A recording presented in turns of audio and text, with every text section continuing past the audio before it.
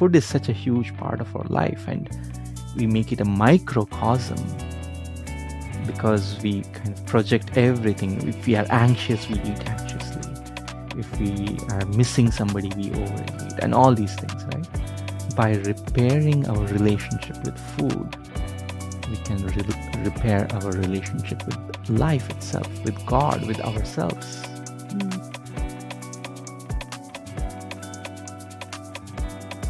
It's not you who's constantly changing, because everything around us is bound by time. This coming and going is always creating suffering. But once you see that as your enlightenment unfolds, you are not defined by anything, any concept, any name.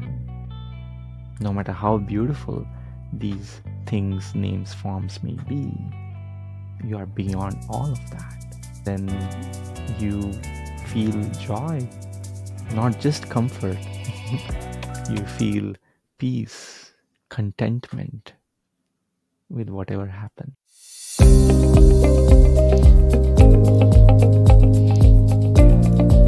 Welcome, everyone. We took a bit of a break in the summer. I have exciting guests today to talk about topics that we haven't covered yet. We'll talk about meditative eating, dark night of the soul, non-duality, and send the masters and many more topics. Ra Netjer is an ordained Buddhist monk, mentor in awakening, and his father is actually a very famous Guruji in South India. Ra has gone through his own path to arrive to where he is today. I'm excited to hear his stories and everything he has to share with us today on soul communication. Welcome, Ra. Thank you so much for being with us. Thank you, Diana. I'm so happy to be here. Yeah, me too. I feel there's so much to cover with you, and we can go into so many rabbit holes. But first, I'm going to ask you, as you are sitting today in California, what really excites your soul now that you went through so many paths and you're helping others on their awakening journeys? What really excites you about being in this moment here now, and where are we headed forward from here? Wonderful question. Finding enlightenment in each moment, in all these various ways that it expresses itself, finding God expressed in this variety of beautiful ways that it touches us, this light.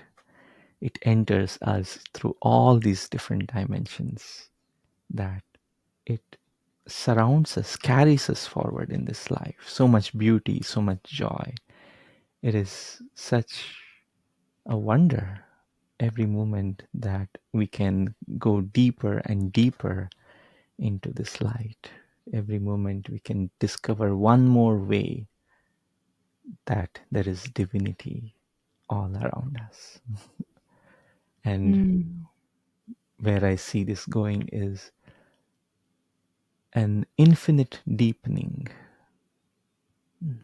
an unfoldment that goes on, and bringing that light of awakening, of enlightenment into every area of whoever comes in contact with me, helping that person also bring that light into their life. Having done my work, I realized the next step is to help others who are not actually others, who are a part of me. There is no separation between I and somebody who I'm working with. So when I'm helping bring the light into their life, I'm actually spreading the light into an aspect of myself. So what I'm really excited about is to help others discover their own light. Beautifully said. And as you say in that, I always seen them as like these ripples of love bubbles. We are spreading the light, the love that you mentioned in various ways into the structures of reality. Those of us who are facilitating this process and helping others to remember that they are the light, which is such a gratifying process Mm. to observe, to watch, to facilitate and see it bloom into this beautiful lotus flower. So, as you arrived here, tell us more about your journey. You've been in the tech world and then stepped fully away from that and now helping others. What was your process to arrive to this place to make that type of transition? In this lifetime, I awoke when I was 5 years old, but I've been doing this for many lifetimes. I came here on this planet with that purpose to find enlightenment and then bring it to others. So even when I was 5, I had this remembrance very strongly. It touched me, and it was hard to ignore my entire life, even when I was a teenage rebel and didn't care for anything that had to do with God and just actively ran away from it. When I was an actor and photographer in my 20s, and that's when depression and meaninglessness hit me the hardest.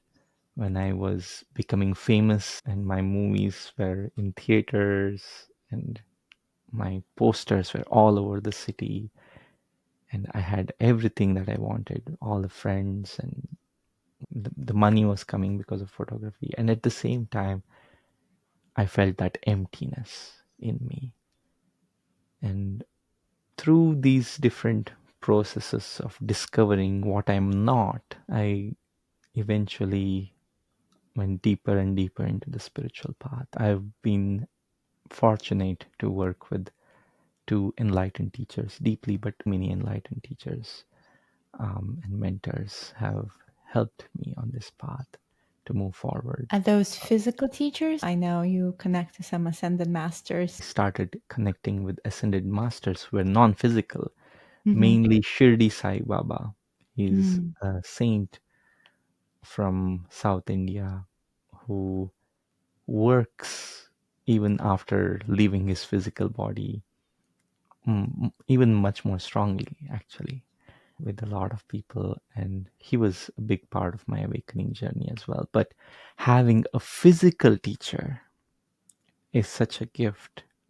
Even though you may have angels and amazing beings that you connect with who are in other dimensions, having a physical teacher is much more important, I realized, because they have something that even those amazing beings don't have, which is a physical body, which helps them relate to us Right. in a very concrete way and helps us see that it can be done with a concrete example. I've had two main spiritual teachers who are physical, one from the Advaita Vedanta lineage of Ramana Maharshi, and another from Buddhist mysticism after that. Both have been the most important part of this journey. But before I met them, I was guided by Shirdi Sai Baba to Mm. meet these teachers. The right teachers always come to us, or we magnetize them to Mm. ourselves when we're ready for them. I'm curious if you experience that when we also no longer need them, like they fulfill Mm. their purpose, they hold that container, whether physically or non physically. And I think we remember really that we are the source of all that wisdom and we evolve from that place too. Yes, I experienced many times in my path that, oh, is it time for me to leave my teacher and go by myself? And again, I saw that it was always premature to do that. And there is no benefit in not having a teacher, because there is a part of us which I call the spiritual ego, which I had a lot of trouble with. And I was trying to do it by myself after making a little bit of progress, like after having a bunch of awakening experiences. For example, when it was 2014, 15, I had these amazing dramatic experiences of awakening, going into what is known as samadhi or satori. And after that, these experiences are direct experience of God or oneness with all that is. But just because I had those experiences, something in me said, oh, now you're ready to do it by yourself. But actually, I really needed more support at this time, because these experiences showed me what I didn't know, showed me that there is so much more than I realized. And at the same time, this little ego also tried to make it a story, tried to say, oh, now you've had these experiences, now you're set. Now you're better than everybody else. Now you can tell others what to do. But that was not the case. So I continued working with that teacher when I realized that.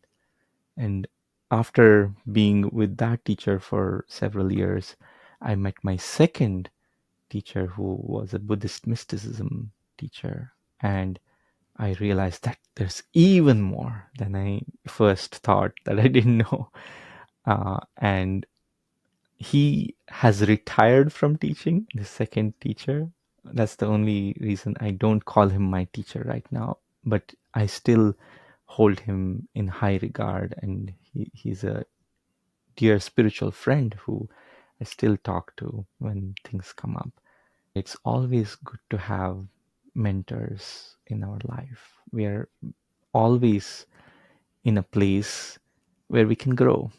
Even if you're a black belt in karate, for example, there are second degree, fifth degree, 10th degree black belts that you can learn from. There is absolutely no harm in being humble and being open to learn. That's the curiosity, and being an explorer is what really drives us to understand this reality, because the rabbit hole gets wider and wider. Since you experienced the different types of teachers, I'm curious to learn a little more from you the difference between the Buddhist mystical way and the Vedanta way, the non-dual way. If you were to summarize the similarities and the differences of what you've learned from them for your path. My first enlightened teacher was an Advaita Vedanta teacher, even though I started earlier in another Hindu path of Kriya Yoga, and I've explored many paths before meeting him, which was a preparation in meeting him. Because when you meet a teacher and you are ready, that readiness, that openness is what makes things happen. So when I met my teacher, what I realized was Advaita Vedanta, which I knew at that point as the path of knowledge and understanding, which is the definition, which is Jnana Yoga. It is part of Jnana Yoga. Understanding that you are not separate. There is no two, non-duality between you and God, and or you and anything else for that matter. Everything, everyone is one. And that essence cannot be logically understood. It can be understood, just it's not something that's a realization when you just understand it from your headquarters, which wants to control everything, which wants to know everything. So it's not just knowledge that is bookish knowledge. And that is what most people get stuck in. They read some books, they watch some videos, and they listen to some YouTube gurus, and they think they know what this is about. But when you meet an enlightened teacher who can transmit the real essence of it, it is vastly different. It's day and night. So when I met my teacher and I felt in his presence the truth, and I decided to surrender, what he gave me, I cannot even put into words. But I can also at the same time write books about it. But in its essence, it's an experiential realization of who you are in a way that you are not separate from anything at all.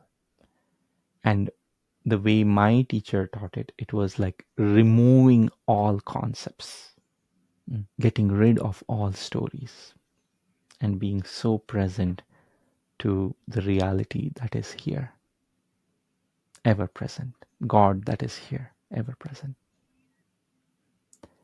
And because of that, I lost a lot in the best way possible. Right. I lost all idea of what I am, who I am. Everything I knew to be true was taken away from me, and I couldn't function. I couldn't, I had to relearn how to walk and talk. That's how intense it was. Yeah. And after years of integrating that, I felt there is more, because this first path was all about removal of all ideas and stories to get to the essence. I felt now I'm ready, after tuning into that, to go further than that. And I had this deep feeling in me. And the same day, when I had that feeling that something is ending and something new is beginning, I met my second teacher, who came to where I was. I was in a restaurant where I was practicing meditative eating, which I didn't even give this name or anything. But after my awakening, I just had a completely different relationship with food. We can talk about that later. Yeah. What about that? But what happened was, I was in that space where bliss covered me. And my teacher walked in with some of his students. They were doing a trip in India. And I knew that this was my next teacher. I felt it so strongly. And he, of course, knew too. And I realized now is the time to learn, to bring structures back into my life, to learn computer programming, to learn balance, to learn how to be a powerful human being in this world, to be in the world but not of it. I had learned how to let go of the world. Mhm. So with Buddhist mysticism, with all the structures and the emphasis on balance and practicality and the middle path, it was really about bringing back that power into life. Earlier, it was surrender. Combining surrender with power is the right way, because without surrender, if there is power, there can be ego. But with surrender, when there is power, it's balance. So Wow. both of these paths together gave me the full picture. And my Buddhist mysticism teacher, he was also a transmission teacher. So with these transmissions, he took me further and further. And it's been an amazing ride. Amazing. And enlightenment, and what you were saying, is very destructive process, right? To relearn, to remember who we really are, because this is Maya, this is world of illusion, Mm. hologram, and then to reclaim your true power, your true authenticity. And it's much needed. And I feel most of people who are on this path have experienced in one way or another to step into their full embodiment. And that process doesn't finish. I feel we constantly being born again and again, like this phoenix Mm. energy. We need to be comfortable with that. This is part of the process. Yes, you need to be comfortable, as you said, with that, because you have to see that it's not you who is being destroyed. Mm-hmm. It's not you who's constantly changing, because everything around us is bound by time. At the same time, until we realize it, we think things that we love are coming, and we hold on, we become attached to it. And when they go, there is suffering. This coming and going, this coming and going is always creating suffering. But once you see that, as your enlightenment unfolds, you are not defined by anything, any concept, any name. No matter how beautiful these things, names, forms may be, you are beyond all of that. Then you feel joy, not just comfort. You feel peace, contentment with whatever happened. Yeah, deep surrender. That has been important lesson for me too recently. I thought I reached that place, and lately all these situations in life have been thrown at me. That's like a universal test. How Mhm. much deeper can you go? So I'm loving that you bring in that idea of surrender and balance, the structure of balance. How does Buddhist mysticism looks at the feminine and masculine energies? What does balance look like? Yes, the masculine and feminine energies. My teacher talked about that a lot, especially because for such a long time, for thousands of years now, actually, the feminine energy has been suppressed. Mm. It's harder and almost impossible thing it was for women to get enlightened or to progress on the path because of all this imbalanced energy, that men could become monks and follow the path for so long, and women recently are able to become monks. And now if you go into spiritual circles, you see a lot more women than men, actually, because women naturally have the receptivity, the That's right. surrender, and these qualities that are able to receive enlightenment. But because of this imbalance, it's been hard. My teacher emphasized on the enlightenment of women and men becoming allies to women to support women on the path. And internally, it's also the same. We have masculine tendencies within us and feminine tendencies, whether our body is male or female. We have both energies within us. And at the same time, one of these energies may be pushing the other energy. One of the energy may be manipulating the other energy. And both masculine and feminine energies have an enlightened aspect, and they also have a shadow aspect. And both of them work together in different configurations because of this. And there's no blame at the same time. There is forgiveness. That's how we can uplift each other. We can support each other to come out of this conditioning by letting go and moving forward from it. And in order to do that to ourselves, we have to learn compassion to ourselves, compassion to others, forgiveness and gratitude, and so many different ways of learning to be selfless, not pushing our own way. And at the same time, learning to be impeccable.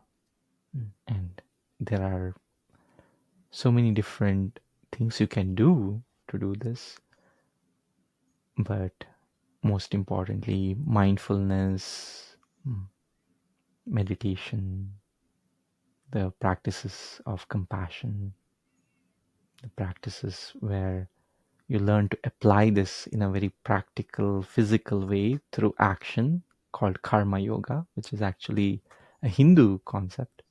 My Buddhist mysticism teacher, he wasn't strictly Buddhist or traditional in any sense.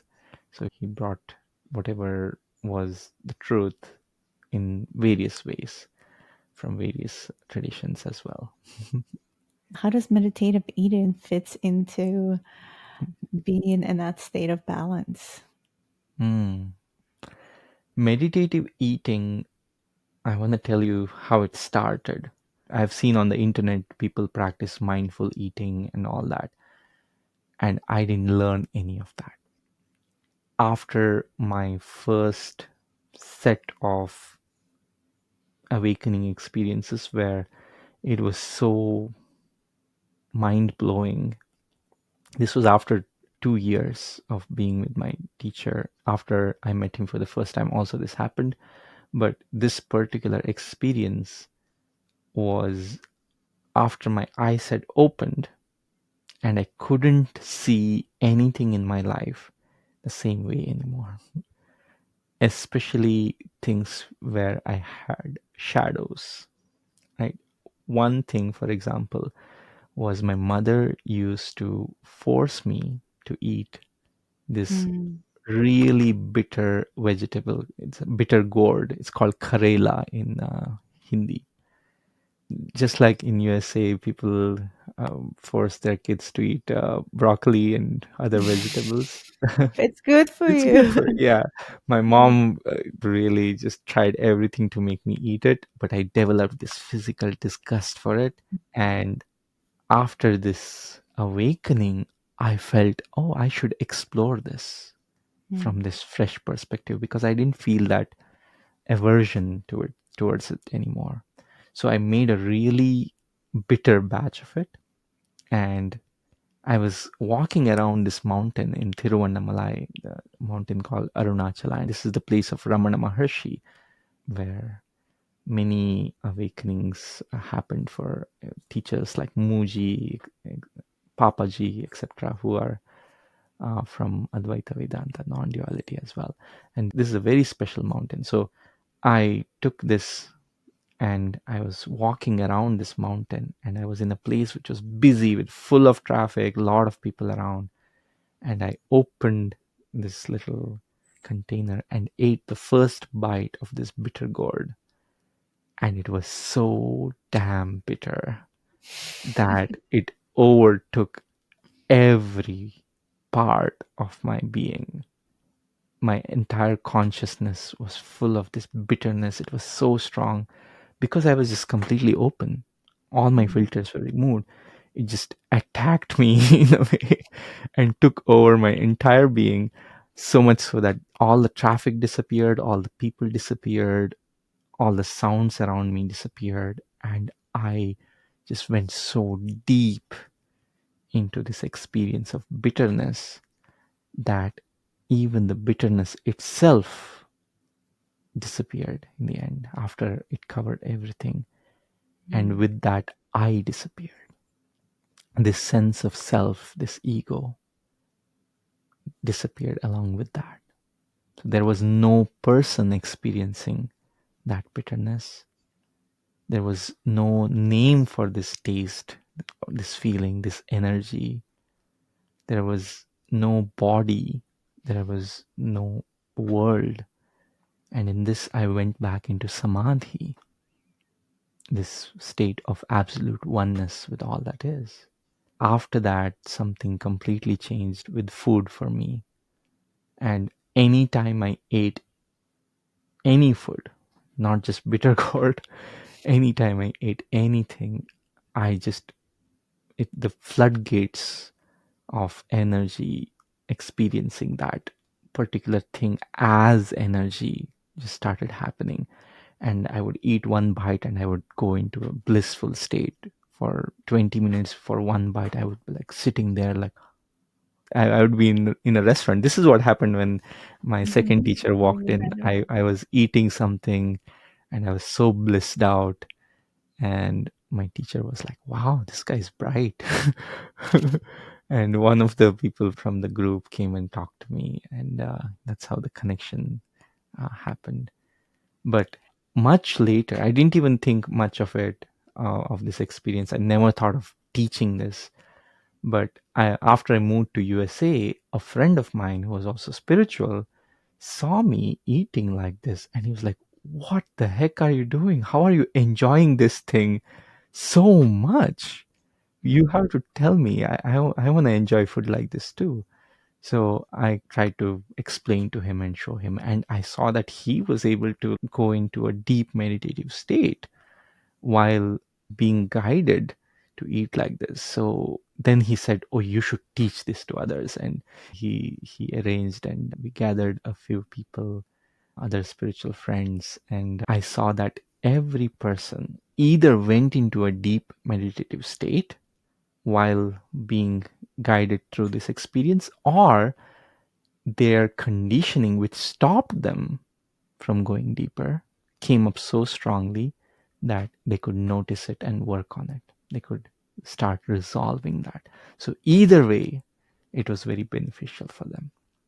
And some people also overcame their allergies, their difficult relationship with food, overeating, undereating, and all sorts of other things that happen with food, because food is such a huge part of our life, and we make it a microcosm because we kind of project everything. If we are anxious, we eat anxiously. If we are missing somebody, we overeat, and all these things, right? So by repairing our relationship with food, we can repair our relationship with life itself, with God, with ourselves. Mm. So it's such a deep and potent practice that I guide people through. I love it. I know for myself, my relationship with food and spirituality very much also goes in hand. And I Mm, definitely developed better connection with food, but also the ability of fasting for longer mm, periods of time and not being dependent on food. And through those experiences, also realizing we don't really need food. We are beings of light and mm, we can actually go on for a long time without it. Last year, mm, I did a 15-day liquid fast and I felt like I could keep on going. I did it before I was going on this journey to Iceland, and it felt like the energy wanted me to clean and be ready and hold higher frequencies and light quotients. I needed to be in that frequency and not having food in my body, that density. So I have this joke with my kid actually, because it's first time on earth for him. And I say, we came for the party and we stayed for the pizza. There's something about having an experience that is very particular to this dense environment of this mm, realm of earth. I know galactically didn't experience the same way. Sometimes it's just plasmatic liquid light that you drink, and maybe it's an illusion of food. I love how you mm, said that there is like a frequency to the food as well. So I'm wondering if you eat meat, if you feel that, mm, because I've been vegetarian for many years since I was 18, and only last 5 months I started eating meat. I was called mm, to eat meat, which was really unexpected, but I need it right now. My body said, this is what you need right now. Some people are saying, oh, that's going to lower your frequency down. And sometimes that's what's needed. But also yes. notice it does not necessarily affect me from my consciousness and frequency perspective either. So Mm, I think it mm. depends on what your perspective of food or how you relate to it. Yes, what you're saying is right, because I was a vegetarian my entire life growing up. My father was a healer. We ate fish. We ate eggs and fish. And after my father became a healer, we stopped doing that. But at the same time, for me, after becoming spiritual, it felt like I should question these beliefs Mm, that I had just followed without really knowing why. So there was a time in my life that I questioned every single belief system that I had held on to, and it was so liberating.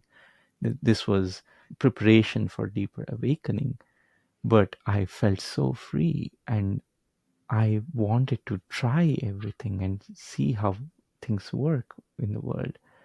And it's true that even though a vegetarian diet has a lot of these benefits, and there are higher frequencies, sattvic food, for example, food that has just these lighter energies that keep your vibration higher, there are ways which you can use that in particular paths. It depends on your path. mm, So I don't like making general recommendations for everybody. Because if you're in a path where you are using that sattvic food, it's important to keep that environment also the same. But we are in a world where it's really hard to create boundaries and have paths which 100 years ago it was easy to just stay in your own little bubble and do things in a certain way. But now it's much more suitable to be open to receive all these different frequencies and learn to use everything by seeing the essence of Mm. that thing as enlightenment and receive that into your path. And that is a way which is much more suitable with this information age taking over everything. So for that, when you use frequencies which are heavier in meat, the frequencies are heavier, but it's really helpful for people who are so spaced out with imbalanced spirituality. There are people who are so woo and in their head on cloud nine all the time with spirituality that they're not grounded, and they are just completely stuck in high beautiful places, but because of that there's imbalance in their life. They have these ideas that, oh, I'm just only high vibe and I don't hang out with low vibe people, and all these things are separate from me, all these things are separate from me. There is a time and a place to do that in your path, but as you grow into your maturity of your awakening, what happens is that life invites you to see that even in those darker things, even in those heavier things, Mm. there is enlightenment. Hmm. Mm. I love And that. this is how Yeah. you expand your awakening. Yeah. Sorry. Integration of all the aspects, as you said, integration Hmm. of all of it. And we have to embody that. So if grounding is what's needed, then and eating good quality grass fed meat and bringing your intention to it as well before you eat it and connect it to the spirit of that animal. We're all in like symbiotic relationship with the mother, with the beings, other beings in this realm. So then it serves us in a specific way. So we're not, like you said, separated, but we are here and present in the experience. Talking about separation, you created another way to connect to enlightenment with VR enlightenment games. That's a way to allow maybe others to connect to another dimensional reality, but Mhm. through this experience of VR. So tell us more about that, how that idea came up, and what is it all about? Yes, my Buddhist mysticism teacher introduced me to this Tibetan Book of the Dead. The Bardo Tadal, the company I started, this was one of the startups I founded. I wanted to really bring the wisdom from this amazing book, Tibetan Book of the Dead, the Bardo Tadal, which talks about what happens when you die, the intermediate state, the state between birth and death, or death and birth, actually. After you die, there is this transition where the soul goes through all these realms and is meeting enlightenment in different ways and given an opportunity to recognize enlightenment first in beautiful ways from amazing deities who are offering light and love and peace and joy, very nurturing ways Mm. in the beginning, blessings upon blessings. But when, if the soul doesn't recognize its true nature, then there are stages where it's turning wrathful, which is still enlightenment. It is still this offering to the soul to recognize its true nature, but it's hard, it's painful for the soul to go through this. Is it the So Bardo stage? yes, it When, is the Bardo yeah. stage. Mhm. Yes, and there are multiple levels to it. This happens in a very compassionate way, but if somebody who's a practitioner is there to guide this soul and talk them through this experience, what can happen is that they have a much higher ability to go through this. with the guidance. So what I wanted to do was take that entire experience and make it into a virtual reality experience called VR Enlightenment. It's a play on words which says Mhm. we are enlightenment. Enlightenment is our true nature, which is also what the book asks you to recognize. It's a teaching about life, even though it's called the Tibetan Book of the Dead. It's really a teaching to recognize enlightenment in your life right now. So I built a team and we were working on bringing this to Oculus Quest before Facebook acquired it. At that time, people were figuring out virtual reality and we didn't have the know-how to continue. This venture ended because of that. But I learned a lot about this Tibetan Book of the Dead because of going into that. And there, we build many towers and we take them down with non-attachment. So it was a great learning experience. Yeah. I got familiar with the Book of the Dead. Someone mentioned the book because she's a death doula, like the senses, how one first like, loses like the water element and then all these elements and how they connect to the different senses. The last thing is hearing the sound. I took some of these teachings, and this was during COVID. My grandma decided that she wants to go because my grandfather passed right before COVID. She had dementia, but she came in my dream to tell me that she's leaving. So it was right before her birthday. She stopped eating, and it was very clear she was very determined to exit. And she did on her birthday, which was really interesting. Like her soul was very Wow. determined on how she wanted to exit out. Bless her soul.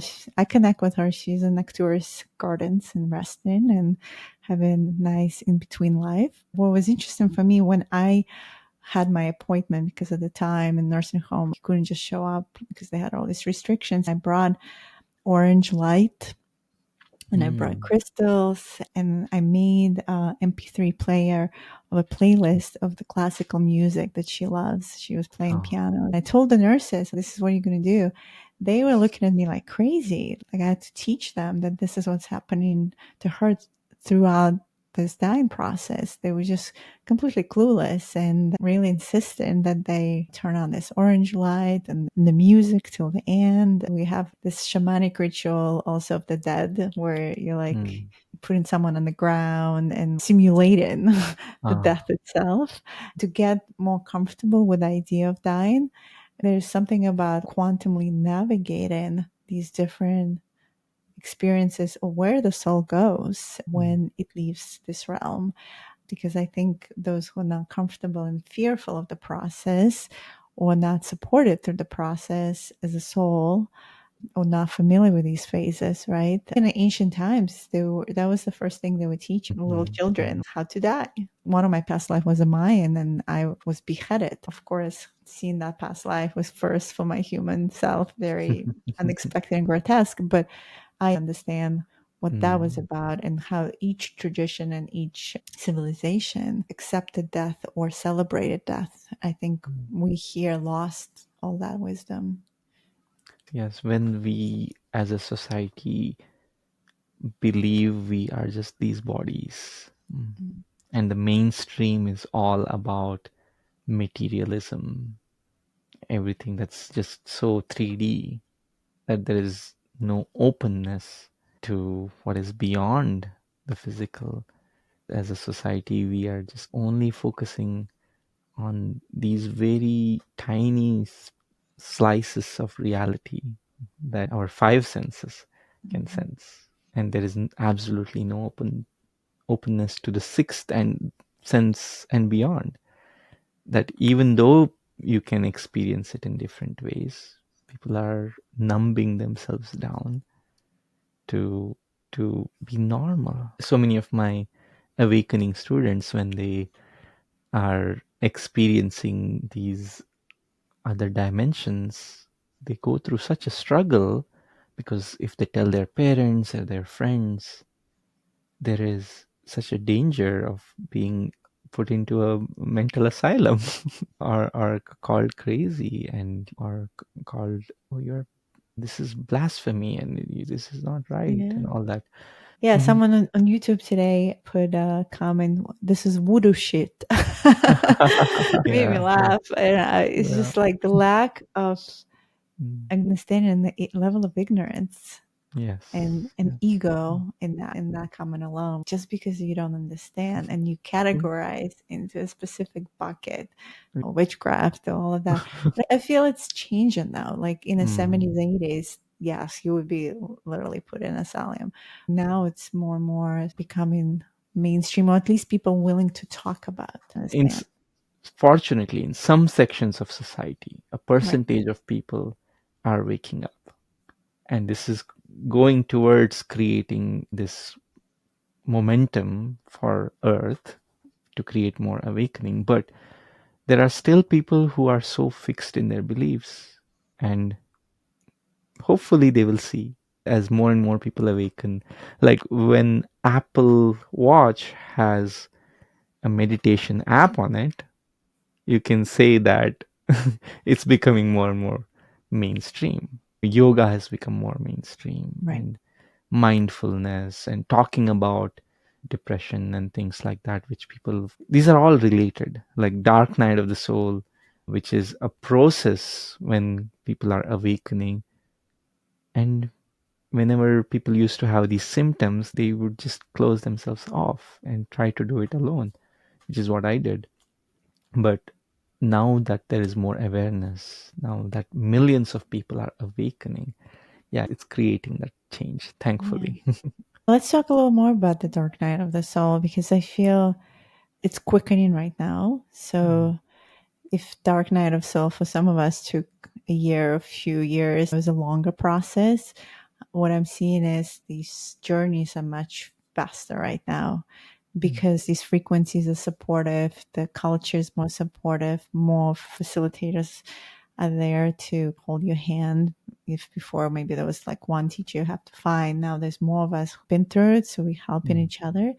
Maybe you can dive a little deeper from your own experience. What were the key things people should look out for, or how they can navigate that dark night? Most importantly, don't close yourself off. The dark night of the soul is where self sabotage is at the highest. And what we do is, because of fear, because of uncertainty, the ego, with loving protectionism, says, I'm going to protect you. And we become a little cocoon, and we close ourselves off, and we feel nobody will understand us, nobody can help, and we are in this alone. And we go into this little cave and shut the door. The most important thing to understand is that maybe your friends haven't done it before, maybe your parents haven't done this before, maybe the current people you know haven't done this before. But if you open up to the right person, right mentor, right teacher who has had this experience, then you will get the right help. And there is absolutely no honor to suffering alone in the dark, which your mind may tell you. It's really honorable to ride on your high horse and maintain this kind of facade with the world.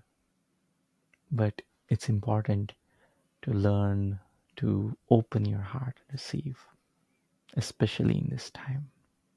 And having the right mentor and having the right community where you are seen even when you are going through difficult times. Like when some of my mentees or students, they tell me they are going through a really hard time, I see God telling me, oh, I'm going through this, I'm going through that.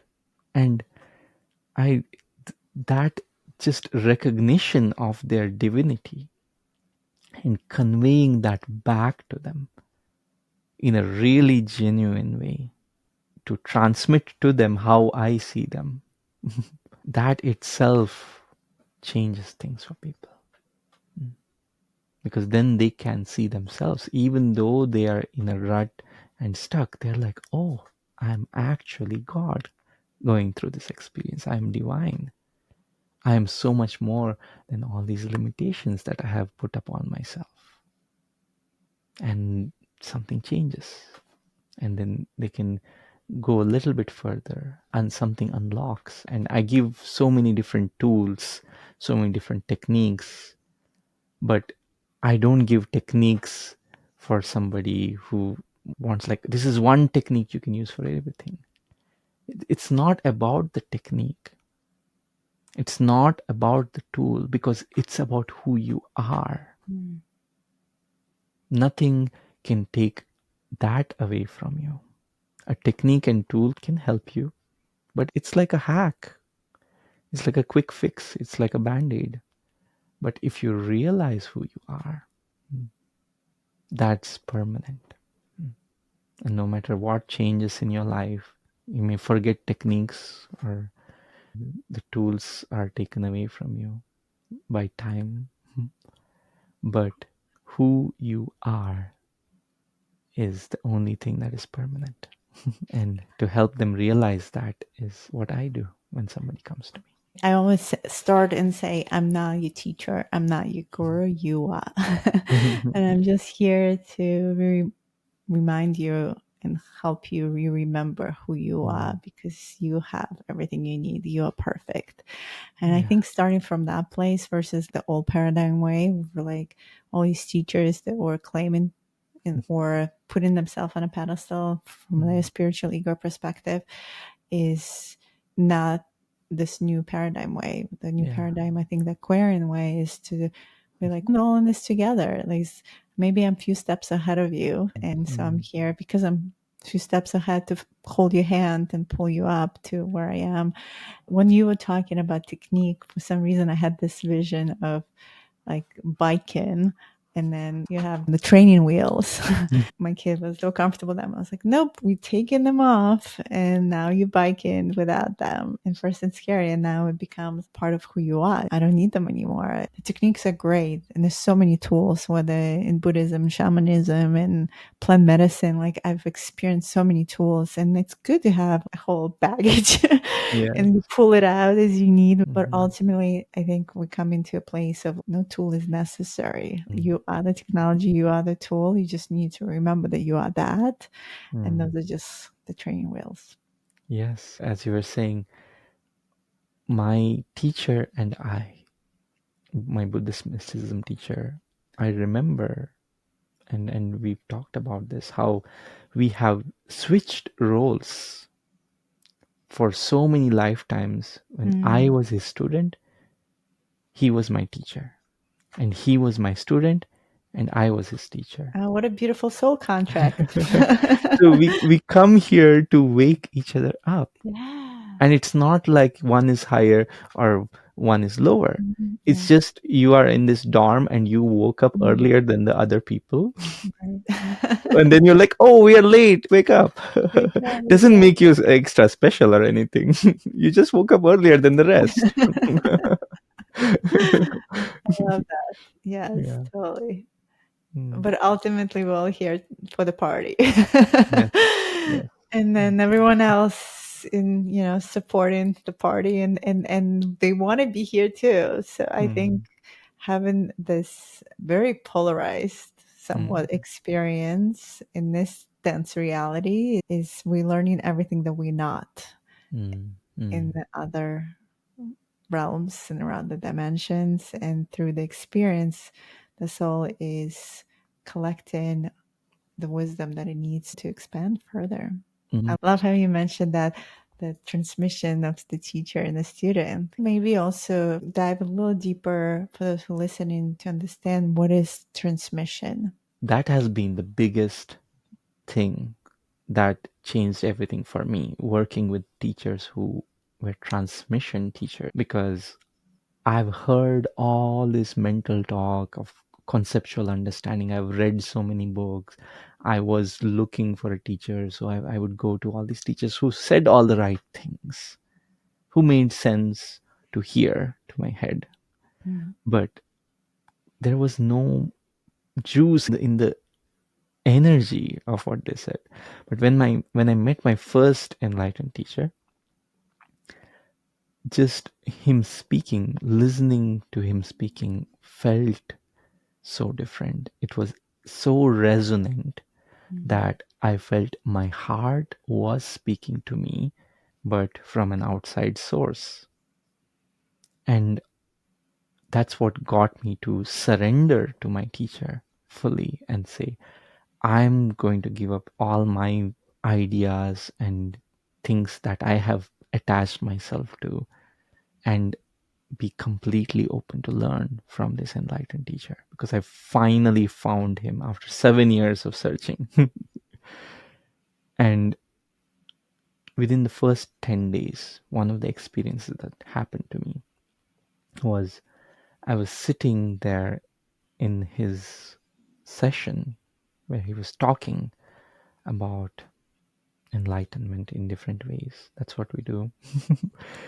But as he said these particular words, it was not so much about the words, but with the words came a wave of energy that hit me. And I was like, whoa. And something in my heart, I felt a knot that was there for such a long time that I had forgotten that it was there. That knot dissolved. And as it dissolved, the energy was able to move up, and it was so powerful that my mind started freaking out in the beginning, and it was like, oh my God, what is happening?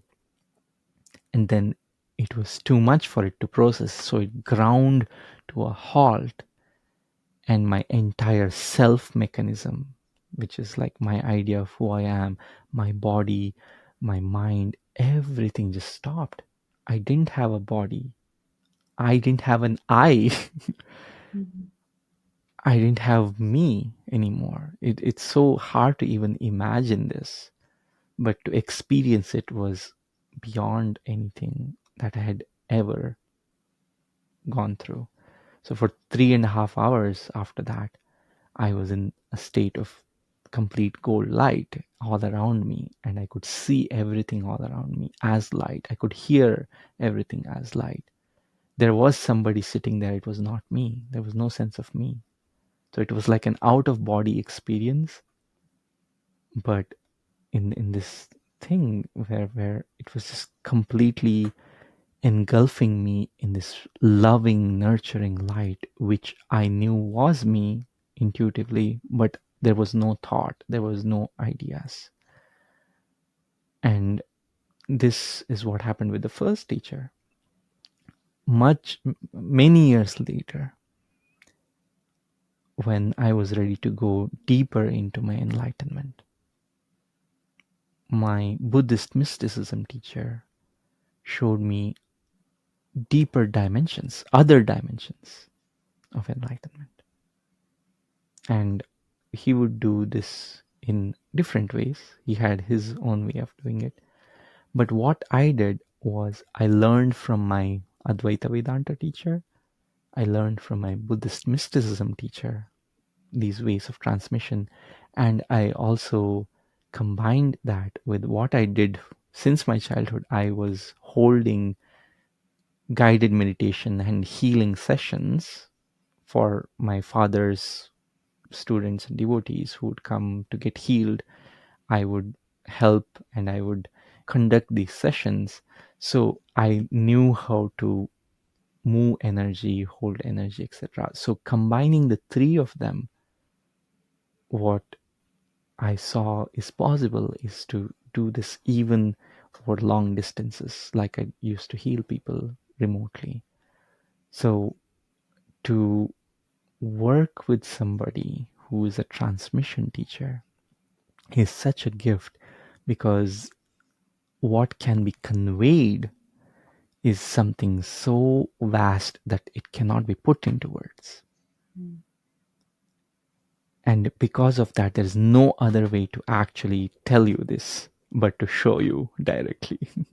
And because we are one, because there is no actual between you and I, me and my students, or me or God, and anything else for that matter, to tap into that unity, to help you see something so deep, is possible when the student is ready. One of my mentees who was really trying, really meditating as much as she could, but hitting a block there for such a long time. She was earnest, and I saw that she was ready, but by her own accord, it was really hard for her to do this. It would take her years. So, what I did was I went into this state of enlightenment myself and showed that dimension to her, which is possible through transmission. And what she experienced was a complete dissolution. She felt like she fell into a void of some sort. And when she woke up from it, she didn't have a self. For 3 weeks, all the mental chatter, her thoughts, all this busyness that we have, all these commentators in our head, completely gone. Even when she hung out with her family and everything, for 3 weeks, she was completely free from it and she could absorb that. But when she came back, when this chatter did come back, she was a completely different person. She was much further along, which helped her progress and integrate that and eventually realize it. So, this is the biggest help that one can receive, according to me, because I have seen how it worked in my own case, in other students, peers of mine, and I wouldn't have been anywhere close to where I am today, spiritually, without transmission teachings. Yeah, beautiful. For me, transmissions come through with light language, like a channeling, because I've been doing it for several years. It's like a natural process where I can switch into it very quickly. I don't even have to go into meditation. Sometimes it helps to close your eyes when it's just a lot of people in public, but I started being able to learn how to do it more with open eyes. Mm. You become a hollow bone. You allow these frequencies to come through, but they are through your higher self. It's not something outside of you. It is you, and you're conscious of it. But there are various frequencies. They can be galactic, they can be elemental, they can be just you and your soul, and it can be angelic. Now I recognize them, so I allow them to weave their own whatever song they want to do, or transmission, because in the transmission it can weave in of different frequencies that are more open and tapped to, and it depends who it's for. So if it's for a specific student or specific client, it usually has an intention behind it, or like an activation, or it read their geometry as it's needed at that moment. Sometimes it can just be a dialogue or a message or a story. And you're talking about resonance. It's like the soul understands. It's not in English. So there's like these quantum packets of information. They hit your blueprint, right? And then it just takes time to integrate. They will do their thing. Like, I'm not attached. I am just a hollow bone of what it is. And it's just such a beautiful process. Just like your role as the transmission teacher, my role is also to bring that transmission of helping others to remember that they can actually also be transmission channelers. Yes. Everyone, we all have that divine birth gift. We are energy beings, Yeah. and we're light beings, and to get in touch with that, to realize who we are, these things start waking up, these abilities. I was on the journey for many years, and when this opened up about 5 years ago, it was just like this new understanding of the possibilities and vocalization. I think that is important too. Like, my throat was that last chakra in this physical body that was still suppressed. When experience happened, it just opened, started blooming this confidence and sound and voice, even singing. It's never someone who had a confidence that can sing. I was just always doubting the voice. bringing these dimensional frequencies into this reality. I feel like I'm responsible to Mm, bring the voice here as much as I can. That's how this podcast started too. Put the voice out there, allow your authenticity and your truth to be heard, whatever mm, that mm, is, mm, unapologetically. mm, And mm. that's a transmission too. Yeah, there are so many ways we can express this, and each of them has a beautiful place, a beautiful purpose, Mm, and it may reach somebody who has that exact same soft spot that they mm, are open to yeah.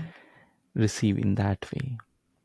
And it's important to find your soft spot and find your mentor or teacher who resonates with that soft spot in your heart and open up, because the reason we need it's so such a gift to have so many teachers and mentors in this world of all varieties, all different levels of advancement.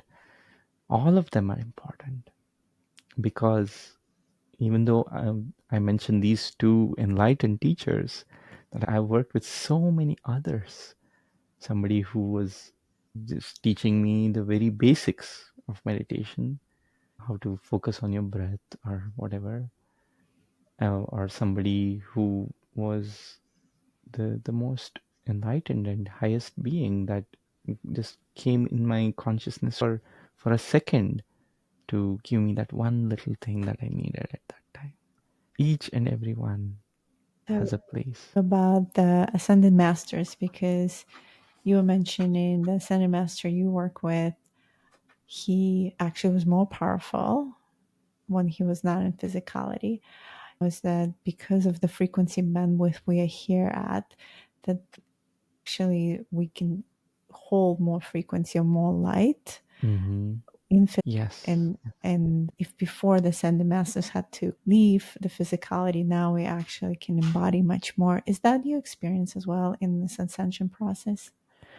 Yes. So for Shirdi Sai Baba, this particular Mhm. being we are talking about, he had a life in which he was able to realize in his body, he was a master of his body. He was able to practice various techniques where he would remove different parts of his body to clean them up and put them back. And Mhm. people have seen that happen. He would do all sorts of various miracles. He would cook fry food with his hands in boiling oil, and he create miracles to the tune of what you've heard Jesus create, Mhm. things like that, right?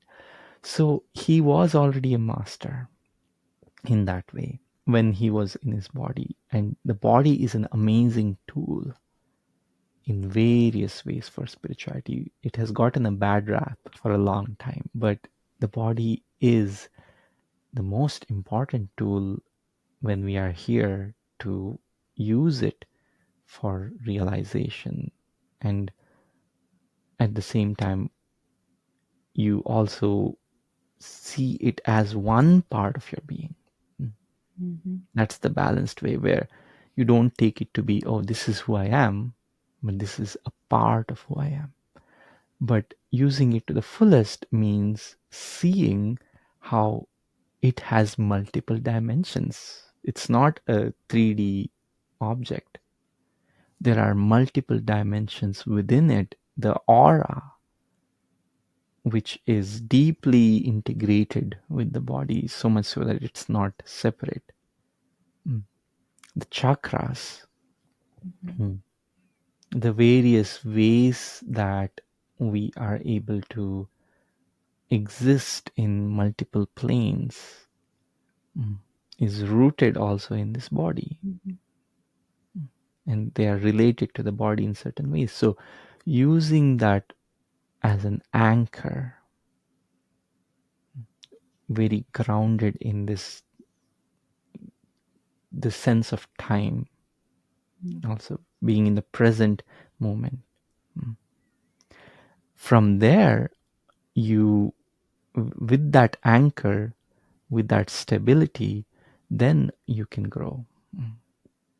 A lot of people try out astral projections and all sorts of things which, without this grounding first, can be really dangerous, can actually lead to being possessed by other energies when you've left your body with an ungrounded approach where you leave and all such. You can have various difficulties with imbalance with the earthly energies. But if you do it right, when you focus on a balanced path, what can happen is the body can help you go beyond all this attachment, beyond all this limitation, beyond anything that you can think of, all concepts. Mm. And that's one of the ways we use meditative eating, even though it's a very sensory process, like we are using all our five senses. That's where we start from. But as you go deeper into meditative eating, what you do is you go into the energy aspects of the food so deeply that you, as an energy, are becoming one with food as an energy. Mm. And you're experiencing multiple dimensions of it as you do it. Mm. And this union unlocks so much for you. It becomes a deep teaching for your being that cannot be conveyed in words again. We have to really be grateful for each moment we have to eat the foods that we do, nourish this body and take care of it. I think self-care is so important. The more we are on the spiritual path, the more we need to give extra attention to the body and listen to it in a way it guide in the journey too. Body really knows. This has such a strong somatic intelligence. I activate Kundalini Father. So as the Kundalini rises and you go into the toroidal field in the body, it's like every cell of your being starts vibrating. You become with it, and it's just such a incredible experience of being in the body. Thank you so much. This was such an enlightened conversation, Ra. How can others find you to maybe take your courses and connect with you? What's the best way to find you?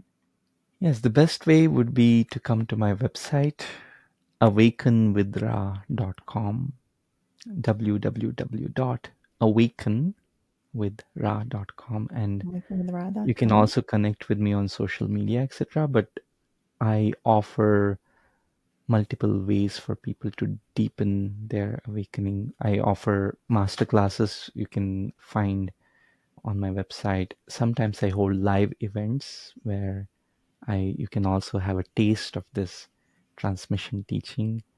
I have an app, a free app for people where I have these guided meditations and masterclasses also available.